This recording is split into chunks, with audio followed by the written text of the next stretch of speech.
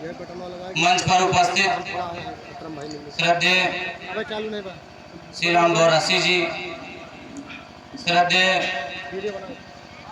Ramchandra BDC और हर जुल्म जाति हर व्यवस्था में कंधे से कंधा मिलाकर चलने वाले भाई कौशलेंद्र अम्बेडकर जी, इस मिशन को धार देने वाले, समाज को जागरूक करने वाले अपने गीत संगीत से भाई प्रदीप मौर्य जी, अमरेश जी, जो भी यहाँ साथी बैठे हुए हैं, मंच पर आप सबका बहुत बहुत आभार, धन्यवाद। इतना समय दिया आप लोग। मंच के सामने सभी साथी जो भी क्रांतिकारी साथी हैं, जो यहाँ के आयोजक साथी राजकुमार जी और जो यहाँ के और जितने क्रांतिकारी साथी जिन्होंने एक कार्यक्रम को लगाया, जिन्होंने इतनी मेहनत करी और ये अटेंडम कार्यक्रम हुआ। कहने का मतलब ये है कि बहुत जल्द में योजना बनी और कार्यक्रम कर लिया गया, नहीं तो और बढ़िया से व्यवस्थित कार्यक्रम होता। जितनी माताएं बहनें दूर, हमारे नज़र से दूर क्या है दिख रही है, लेकिन सही बात यह कि समझ में आ रहा है या नहीं आ रहा है, समझ में नहीं आएगा। मैं आपसे निवेदन करता हूं कि वहां जमीन पर बैठने से बेहतर है, आपको मौका है यहाँ बैठिए आकर। मुझे बेहद खुशी होगी कि आप यहाँ आएंगे और हम सबको इस कार्यक्रम को सुचारू रूप से आगे बढ़ाने में सहयोग करेंगे। आपसे निवेदन है कि आप यहाँ आकर बैठ जाएं और जो भी युवा साथी यहाँ से वहाँ तक जहाँ भी दिख रहे हैं, मंच के पीछे हो, जहाँ भी हो, आप लोग यहाँ कुछ देर के लिए आइए। इतना समय देकर लोग दूर दूर से आए हैं, जिले ही नहीं अन्य जिलों से भी आए हैं आपके गांव में, आपके यहाँ, क्योंकि ये जो जमीन है जिसको हम लोग कई बार से राजकुमार भाई यहाँ की जो भी टीम है कई बार गए दक्षिण वारा में कार्यक्रम करना है। हम लोग आने के लिए वादा तो किए थे, पर ये नहीं पता था कब चलेंगे। आज हमको ये अवसर प्राप्त हुआ। आप सबका बहुत बहुत धन्यवाद। आप लोगों ने इतना बेहतरीन कार्यक्रम किया। स्वागत के लिए आप लोग वहाँ पहुँच गए, मुझे पता नहीं, और इतना भव्य स्वागत किया। आप सबका विशेष धन्यवाद, जितने युवा क्रांतिकारी साथी थे। और भाई राजकुमार भीमराज जी है, ये जो क्रांतिकारी साथी, ये लोग लगातार यहाँ मेहनत कर रहे हैं। अजय भाई है, शिव कुमार जी हैं, यहाँ के जितने भी क्रांतिकारी साथी है, राम कुमार कोटेदार जी हैं, रमेश जी हैं, जिनका नाम नहीं ले सकता, इतने साथी हैं, और सभी ने लगातार यहाँ कार्यक्रम जगह जगह करवा रहे हैं। एक गांव में नहीं कार्यक्रम करते लोग, अलग अलग जगह, क्योंकि सारे समाज के लोग जागरूक हों। जो भी युवा साथी, अभी हमने अपील करी, आप लोग एक बात मान लीजिए, नजदीक आ जाइए, कार्यक्रम के सामने आइए, जहाँ कार्यक्रम चल रहा हो, यहाँ वहां से देखने छुपने से मतलब। और आज हम लोग इस व्यवस्था में कि छुप छिप कर देखेंगे तो फिर भाई काम नहीं बनेगा। तो आप लोग समीप में आइए, कार्यक्रम सही से सुचारू रूप से चले। बाकी कार्यक्रम का जो भी साथी हैं, आप लोगों ने तो दिशा निर्देश दिया और इस व्यवस्था को समझाया, जिसकी लड़ाई हम लोग चल रहे हैं, कर रहे हैं, आगे इस लड़ाई को बढ़ा रहे हैं, इस मिशन को बढ़ा रहे हैं। उस व्यवस्था को समझाया है, गीत के माध्यम से कई साथियों ने बताया है। आप सभी साथियों को समझे, जो बातें करी हैं उसको समझे और इस व्यवस्था को और आगे बढ़ाइए, इस मिशन को और आगे बढ़ाइए। जितने भी यहाँ लोग हैं, मैं पूछना चाहता हूँ कि जो आज बाबा साहेब की जयंती है, उन बाबा साहेब के बारे में हम लोग यदि जानते हैं तो एक बार सोचिए, वो क्लास में पढ़ने को नहीं पाए, आज हमको व्यवस्थित क्लास चाहे। जरा हाथ उठाकर बताइए, बैठने का मौका मिलता है कि नहीं मिलता? मिलता है। आपके जब बाबा साहेब पैदल भी नहीं, पैदल जाया करते थे, आज आपके बच्चों के लिए स्कूल बस आती है कि नहीं आती है? आपके बच्चे को व्यवस्था करी बाबा साहेब ने, वो पैदल गए लेकिन आपके बच्चों के लिए स्कूल बस लगवाया, यानी ये व्यवस्था थी जिसकी वजह से आज हम लोग, हमारे बच्चे जो है स्कूल बसों में जा रहे हैं। आपके बच्चों को जो खुद नहीं, उनको एक स्कूल में पानी पीने को नहीं मिला, प्यासे रहे पूरा पूरा दिन। ऐसी व्यवस्था में बाबा साहब ने पढ़ाई करी, लेकिन आपके बच्चों को क्या पानी पीने को नहीं मिलता? स्कूल में मिलता है, नहीं मिलता? मिलता है। ये व्यवस्था, सारी व्यवस्था करने में बाबा साहब ने अपनी पूरी जिंदगी लगा दी। ये हमको आपको हक अधिकार दिलाने में बाबा साहब ने अपना पूरा जीवन न्यौछावर कर दिया, अपने 4 बच्चों की जानें दे दी। आप समझिए कि यहाँ पर बैठा कोई भी शख्स जो बता सके कि इस जमीन पर उसके रिश्तेदार नातेदार या किसी के सुने सुनाए भी बिना कफन के दफन हो। मेरा मानना है जितना भी गरीब आदमी होगा गांव के लोग चंदा लगाकर कफन में उसे दफनाते हैं कि नहीं दफनाते हैं, लेकिन बाबा साहब एक ऐसे शख्स हैं, ऐसे महापुरुष हैं जिनके चारों बच्चे बिना कफन के दफन है। आप समझिए उनका कर्ज हमारे ऊपर कितना है, उनका नमक हम लोग खाकर आज बाबा साहब को भूल गए हैं। अपने घरों में 4-4, 5-5, 10-10 हाथ वालों को बैठा दिया है, लेकिन बाबा साहब की 70 साल हो गया, अभी तक कोई आजादी के बाद से कोई ऐसा व्यक्ति नहीं है जो समाज में कह सके कि हाँ आज हमारे समाज के हर घर में बाबा साहब की प्रतिमा पहुंच गई है। नहीं हो पाया हम लोगों से। बाबा साहब अकेले पूरे मिशन को लेकर और हमको करोड़ों 140 करोड़ लोग इतने लोगों को हक अधिकार दे दिया और आधी आबादी लगभग महिलाओं की है इस देश में। महिलाओं को पैर की जूती मात्र समझने वाले समाज के लोग, इस धर्म के लोग, उनकी इस व्यवस्था को ठुकरा कर आधी आबादी इस देश की जो महिलाओं की है उनको स्वतंत्र जीने का अधिकार दिया, पढ़ने का अधिकार दिया, और जो घूंघट में और पर्दे में घर की देही तक नाक नहीं पाती थी उनको आज IAS से लेकर प्रधानमंत्री बनाने का ये जो क्षमता दिया है, जो ताकत दी है बाबा साहब ने संविधान में दिया, उसकी बदौलत हमारे समाज की महिलाएं आज SPDM से लेकर प्रधानमंत्री बनी और राष्ट्रपति बनी। इस समय की राष्ट्रपति कौन है? द्रौपदी मुर्मू। कितने साथी जानते हैं? जानते सभी लोग यहाँ उठाइए जरा, सभी लोग जानते हैं। महिला है ना, ये ताकत घूंघट की आड़ में और एक घर के दीवार में कैद कर दिया गया हो, उस महिला को इस देश का राष्ट्रपति बनने का ये आधा बाबा साहब की ताकत है, उस संविधान की ताकत है, वरना किसी कानून में, किसी भी धर्म ग्रंथ में ये व्यवस्था नहीं थी। और उन धर्म ग्रंथ को हमारे समाज के लगभग 90% या 95% समाज, हमारे यहाँ के समाज की बात कर रहा हूँ, दूसरे की नहीं, वो उसी धर्म को मानते हैं जिसमें उनके लिए जिल्लत और हक अधिकार से छीना जाने की, यानी समझिए आपकी जो आज हक अधिकार है इसको उसमें खत्म करने की बात करी जा रही हो, आपको कहा जा रहा हो कि आप किसी भी वेद मंत्र या किसी प्रकार के कोई मंत्र नहीं पढ़ेंगे, कहा जा रहा है, नहीं जा रहा। उसी आपको इसमें चौपाई में जो भी जितने ग्रंथ है उसमें से निकाल कर दिखा सकते हैं कि आपको कहा जा रहा है कि आप जैसे ही किसी प्रकार के मंत्र का उच्चारण करेंगे आपकी जीभा काट दी जाएगी, आपके यदि मंत्र को सुन लिए तो आपके कान में शीशा पिघलाकर ये गर्म तेल डाल दिया जाएगा जिससे दोबारा सुन ही न सके। इस तरह के दंड प्रावधान यदि किसी धर्म ग्रंथ पे हो और हमारे लोग उसी को मानते हो तो इसका मतलब ये है कि हम जूता खुद खाना चाहते हैं, कोई मार वार नहीं रहा। हम खुद चाहते हैं कि हमारे मारवा कर सर नवा देते हैं। हमारे समाज के लोग यदि इस संविधान के लागू होने के बाद, यदि आजादी के बाद हम लोग इस तरह गुलामी में रहे और इस व्यवस्था को नहीं छोड़कर एक बाहर नहीं हुए, स्वतंत्र नहीं हुए, तो इस आजादी का मतलब नहीं है। आप समझिए कि आज हमारा ये मिशन, हमारे समाज के जो साथी चला रहे हैं, जो बाबा साहब का जो मिशन है, हमारे महापुरुषों का जो त्याग बलिदान का ये मिशन है, ये कामयाब कब होगा?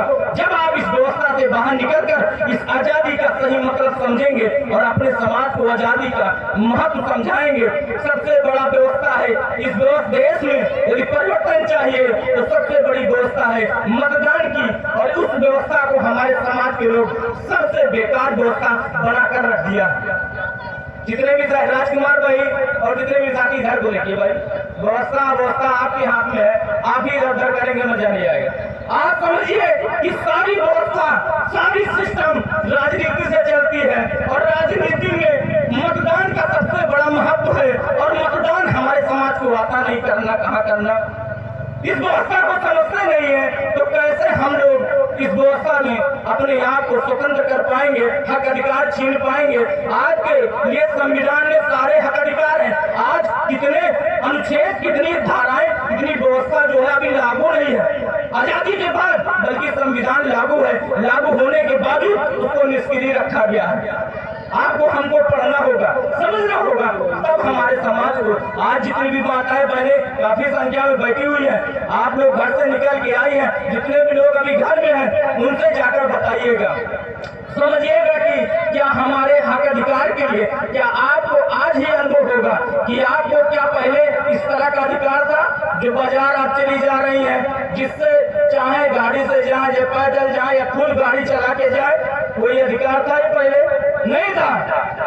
तो ये व्यवस्था यदि आपको संविधान दिया, बाबा साहब ने दिया, आपको महिलाएं जो यहाँ पूरी साड़ी में बैठी हुई, मुझे बेहद खुशी मिल रही है कि बाबा साहब जब वक्तव्य किया करते थे अपनी कलम से लिखे, कई किताबों में मिलता है कि बाबा साहब जब पहली बार महिलाओं को बुलाए और कहा कि आओ हम आपको बताते हैं कि क्या होता है इस व्यवस्था में, कैसे आपको आगे बढ़ना है, कैसे विकास होगा। तो मीटिंग में महिलाएं नहीं आ रही थी क्योंकि उनसे बात किया गया, जानकारी मिली, तो क्यों नहीं आ रही थी? क्योंकि उनके पास पहनने को साड़ी नहीं थी, फटे पुराने कपड़े थे और बाबा साहब से कहा गया कि मैं नहीं आ सकती क्योंकि मेरे पास कपड़े सही नहीं है। तो बाबा साहब ने कहा जिस प्रकार भी हो, जैसे भी हो, आइए। और पहले महिलाओं को घुटने से ऊपर साड़ी पहनने को मजबूर किया गया, जबरन इस व्यवस्था को हमारे समाज के ऊपर लादा गया।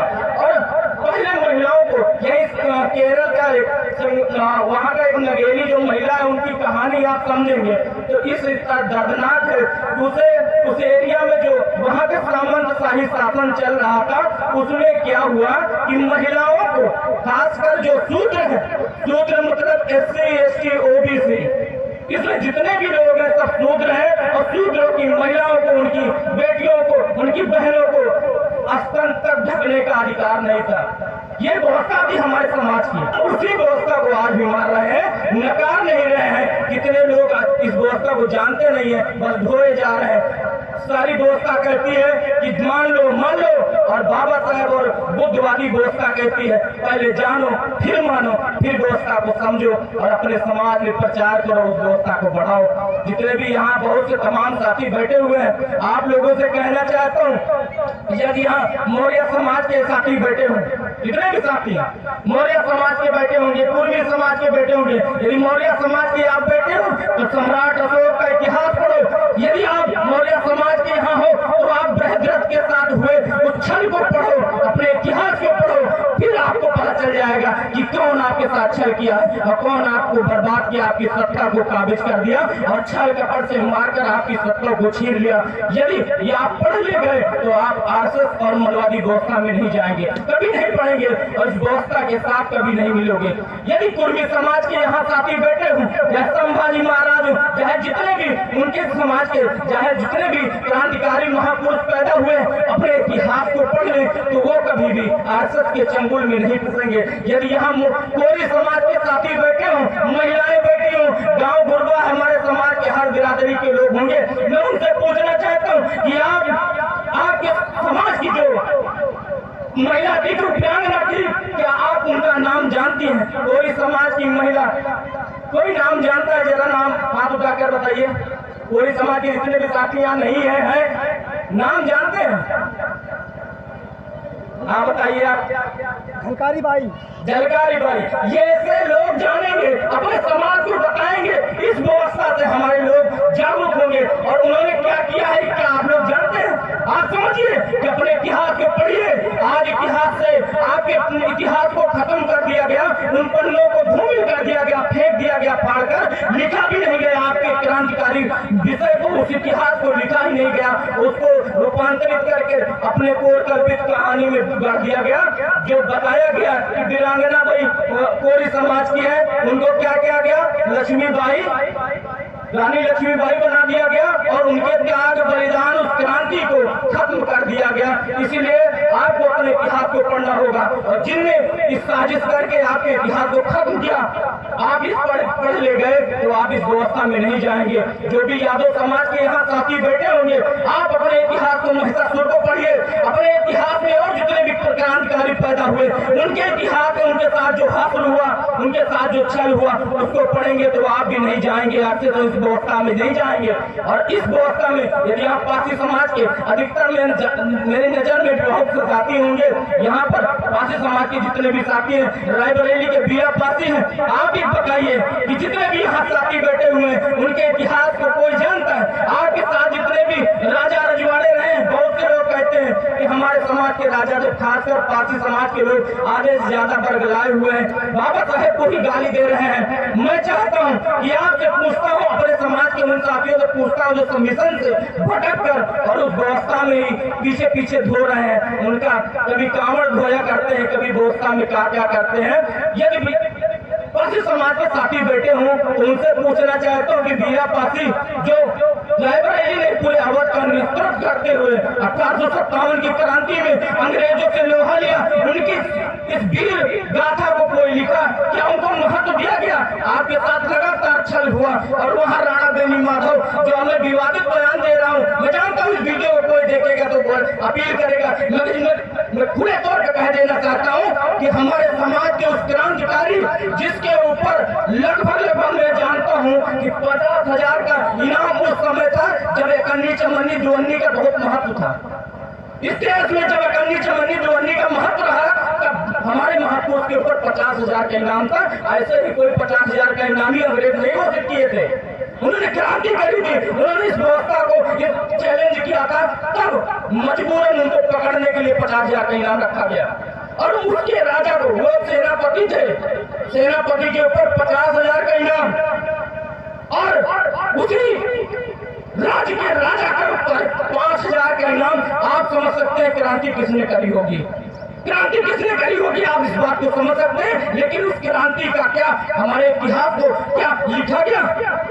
हमारे इतिहास को लिखा ही नहीं गया, हमारे इतिहास को रूपांतरित करके अपोर कल्पित कहानियों में बांट दिया गया, क्योंकि हम अपने आप को गौरवान्वित महसूस न कर सके। हम अपने इतिहास को जाने ना, समझे ना, जिससे हम अपने इतिहास को यदि कहीं जान गए, कहीं समझ गए तो हम अपने आप को इस व्यवस्था में ऊंचे स्तर पर न समझने लगे और हक अधिकार न मांगने लगे। इसलिए सभी ने बहुत बहुत प्रयास किया, आज तक वो प्रयास सभी लोग कर रहे हैं। जितने भी साथी नए साथी आ रहे हैं, आप सबका बहुत बहुत स्वागत है। आप लोग बैठिए और शांति व्यवस्था से इस कार्यक्रम संचालन में सहयोग करें। साथियों, इस व्यवस्था को बाबा साहेब की आज जयंती समारोह है, बाबा साहेब के खासकर विषय पर क्या बोले, वो ऐसी व्यवस्था है जिनको बताना इतना आसान नहीं है।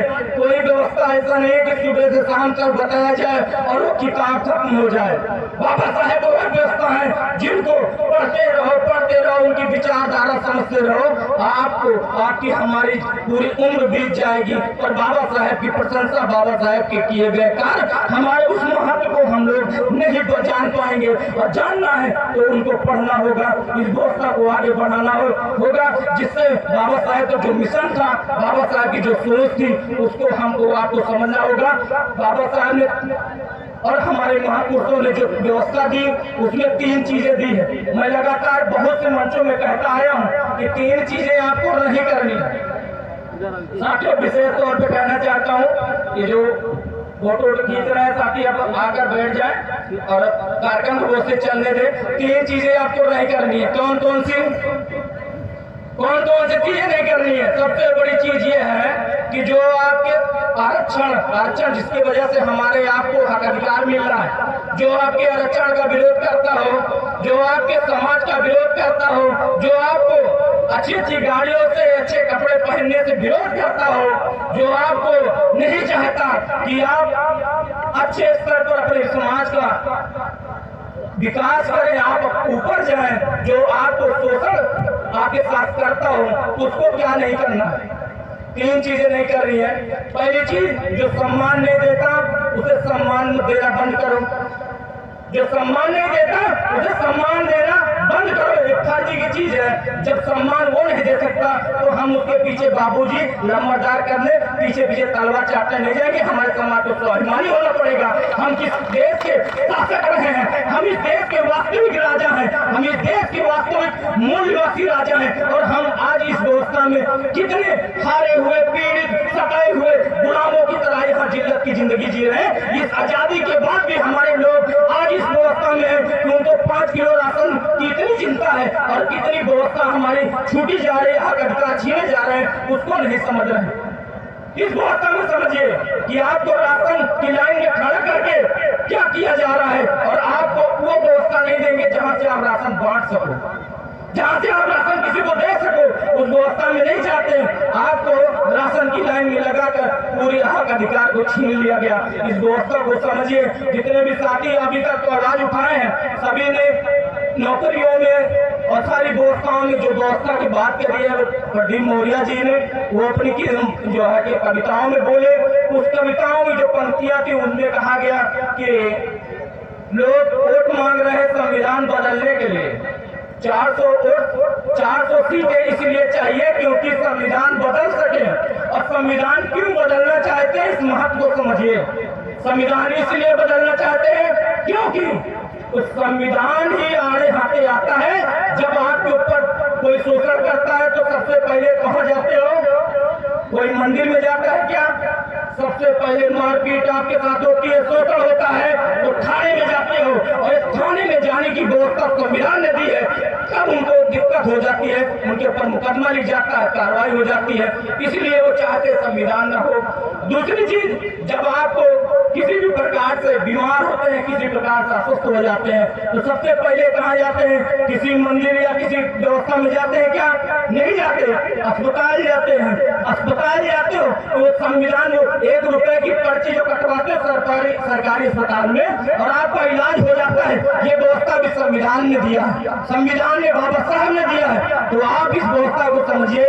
हमारे लोग इस संविधान को लोग बदलना क्यों चाह रहे हैं? क्योंकि सारे हक अधिकार संविधान में है, और संविधान जब नहीं रहा तो आपको पहले की तरह आपको जानवरों से भी बदतर जिंदगी जीने पर मजबूर कर देंगे। और जब 1950 में बाबा साहब ने संविधान लागू किया, इस देश में इस व्यवस्था दी कि ये दलित पिछड़े जितने भी लोग हैं, ये भी अब सत्ता में बैठेंगे, ये भी उस व्यवस्था को, इस देश को चलाने की ताकत में है। जब व्यवस्था दे दी तब से दिक्कत होने लगी इस संविधान से, तब से दिक्कत इस मनवादियों को। इसलिए मैं चाहता हूँ जितने भी साथी हैं, इस संविधान को बचाने के लिए इस लड़ाई में आइए और अपने हक अधिकार को समझिए। और इस लड़ाई को यदि महत्वपूर्ण समझना है तो पहले हमने कहा कि आपको जो सम्मान न करता हो, आपके माता पिता का, जो आपके लोगों का, आपके महापुरुषों का सम्मान न करता, उसका सम्मान मत करिए। और जो इस तरह की व्यवस्था को खड़ी करता है, जो आपको मारता पीटता है, उसको दान मत करिए। जिसका हाथ मजबूत करोगे वो तुमको मारेगा जरूर। इस वजह से अपने लोगों को हाथ मजबूत करिए, अपने लोगों का हाथ मजबूत करिए, जिससे हमारे समाज के लोग अपने समाज का हक अधिकार की लड़ाई लड़ सके, अपने शोषण के लिए बोल सके। इसलिए पहले तो मान मत करिए, मतलब किसी को सम्मान मत दीजिए जो सम्मान न देता हो, जो ताकत से होने के बाद लात मारता हो, आपके समाज के साथ शोषण करता हो, उसको दान मत करिए। और सबसे बड़ा जो दान है, जिस व्यवस्था को आज महापुरुषों ने कभी से चलाते आए, हम लोग भी उसी पथ पर चल रहे हैं। सबसे बड़ा जो दान होता है वो मतदान है। उस मतदान को फर्जी मत जाने दीजिए। जो आपके साथ शोषण करता हो, जो आपके साथ भेदभाव करता हो, जो आपकी माता और बहनों की गलत नजर रखता है, ऐसे लोगों को, ऐसे व्यवस्था को मतदान मत करिए। ऐसे लोग आते हैं, उनको अपने घर से दरवाजे से खेत दीजिए और अपने लोगों को जिताइए। प्रधान से लेकर बीडीसी से लेकर आप प्रधानमंत्री जब बनेंगे तब हमारे समाज का विकास होगा, तब हम लोग इस देश के राजा होंगे। और राजा जो इस व्यवस्था, जो इस सत्ता पे जब पहुंचोगे तो आपकी बहन बेटियों के साथ शोषण नहीं होगा, आपके लोग बेरोजगार नहीं रहेंगे, आपके लोग अपने हक अधिकार के लड़ने के लिए उत्साहित होंगे, अपना हक अधिकार छीन लेंगे। इसीलिए सबसे बड़ी व्यवस्था है जो राजनीति, उसमें मतदान गलत जगह मत दीजिए। 1-2 किलो मुर्गी में मत बेच दीजिए, चुल्लू भेदारू में उल्लू मत बनिए। अपने हक अधिकार को, अपने मतदान को, इस व्यवस्था को ऐसा रखिए कि ये बिकेगा नहीं। ये हमारी बहन बेटियों से भी महत्वपूर्ण चीज है और इसको हम बेचेंगे नहीं, क्योंकि बहन बेटियां बेची नहीं जाती। उसी तरह मतदान, ये वोट का अधिकार जिसने बाबा साहब ने 4-4 बच्चों की जानें देकर अपने आप को कुर्बान करके पूरी जिंदगी कुर्बान कर दी इस वोट के लिए। और इस वोट को बेचना नहीं है। खुददारी से अपने समाज के वास्तविक नेता को चुनिए, सड़क का नेता चुनिए, अपने समाज के हक अधिकार की बात करने वाले को चुनिए और आगे बढ़िए। इस मिशन को आगे बढ़ाते रहिए। दोबारा से मौका होगा हमारे समाज के साथी भी आए हुए हैं और सभी साथी वो भी बोलेंगे। भाई सदेव प्रधान जी भी हैं। तो आप सभी साथी को आगे जो भी मार्गदर्शन मिलेगा आप लोग करते रहिए, इस मिशन को आगे बढ़ाते रहिए और ज्यादा से ज्यादा अपने समाज को जागरूक करने के लिए कैडर कैंप जो भी चलाते हैं आप लोग जगह जगह गाँव गाँव जाते रहे। साथियों, बाबा साहब का मिशन तब चलेगा जब आप शिक्षित होंगे, अपने समाज के लिए आगे बढ़ेंगे और इस व्यवस्था को आगे ले जाएंगे। और बाबा साहब ने कहा कि यदि हमारा मिशन आगे न बढ़ा सको तो पीछे मत करना, वही छोड़ देना। इस व्यवस्था से चलिए कि आगे न बढ़ा सके तो पीछे मत करिएगा। जय भीम, जय संविधान, भीम जिंदाबाद।